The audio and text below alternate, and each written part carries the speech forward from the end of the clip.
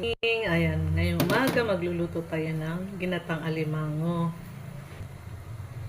So, ito nakabili tayo ng 2 pirasong alimango, isang malaki.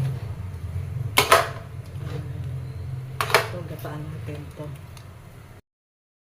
Ayan, yan na pa ating sangkap sa ating ginatang alimango. Mayroon tayong gata. Yan yung ating alimango. Ayan, meron tayong kalabasa, and then lagyan natin ng luya at sibuyas. Ayan, mamaya lagyan din natin ng dahon ng malunggay. So, ayan, yung ating pangalawang gata.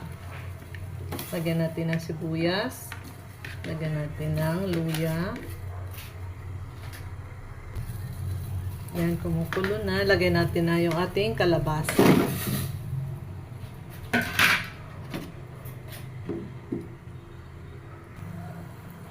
Ayan, so, ilagay natin yung ating alimango.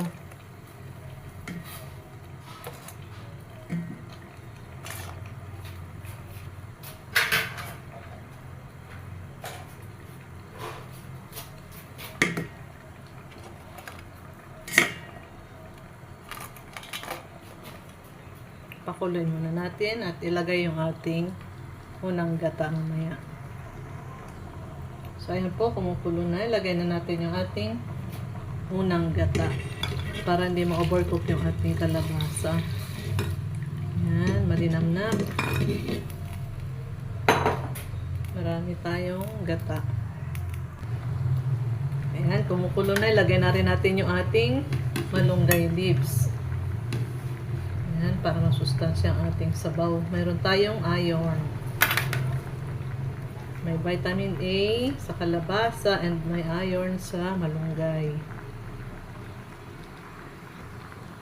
Ayan, lagyan na rin natin ng asin. Kunting asin lang kasi yung mga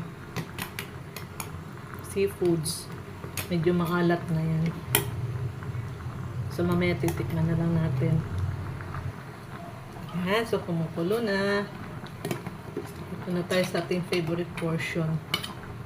Titikman natin.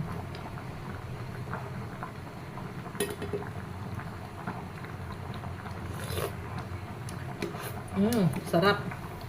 Malinamnam. So, ayan, okay na. Pwede na nating hanguin. Ayan, sarap ng pagkain ng aking pamilya. Thank you for watching. Pwede na rin kayo maggata ng alimango. Ayan, so ayan na po ang ating ginatang alimango. Happy lunchtime. Happy eating po sa inyo. Thank you for watching.